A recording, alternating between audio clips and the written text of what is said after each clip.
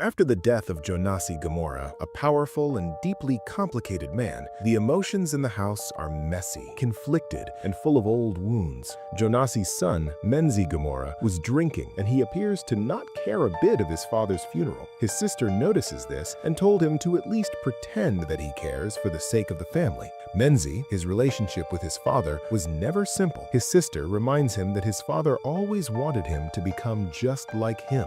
She also tells him that he was always better than his father. The biggest conflict revolves around Jonasi's wives. One wife is Joyce Gamora, the other is Essie. For years, these two women have shared the same man, and neither has truly accepted the arrangement. Even after Jonasi's death, they continue fighting over him. Essie feels cheated because Joyce kept her away from Jonasi during his final days. She never got the chance to say goodbye. She never got the opportunity to forgive him for everything he had done. Those unresolved feelings have become emotional torture. Joyce, on the other hand, believes she has already sacrificed enough. She spent years sharing her husband while he was alive. In her mind, she refuses to share him in death as well. Both women want closure, but they want it on their own terms. Everything changes when Joyce arrives at the mortuary. She brings Jonasi's expensive suit, intending for him to be buried in it. But then she receives shocking news. Jonasi's body is gone. Someone has already collected it.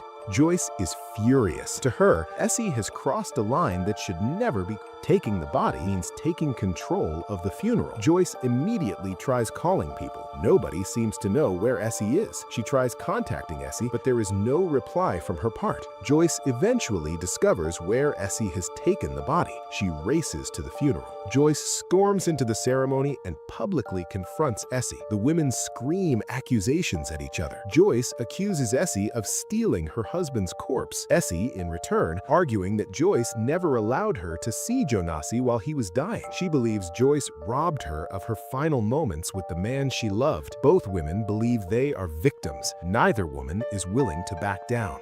For everyone watching, the funeral becomes a painful display of how much damage Jonasi left behind. Even in death, people are fighting over him. Menzi reveals that he spoke to Jonasi on the day he died, and he had one final request. He wanted Menzi to take care of Essie's daughter, Sarah. He comforts Sarah. The statement gives her a small peace. Later, during the ceremony, Joyce gets a moment alone with Jonasi's body. She talks directly to dead Jonasi that things could have ended differently for them. For years, Jonasi repeatedly hurt her, disappointed her, and broke her heart. Now, death has ended that cycle forever. She despises him. She fakes crying in front of the others. Suddenly, another woman appears. Lindani, at the funeral, crying and screaming. Seems that she was also one of his lovers. Jonasi's life was filled with multiple relationships and affairs. His death is exposing secrets that many people would rather keep hidden. The funeral becomes less about honoring him and more about dealing with the consequences he left behind.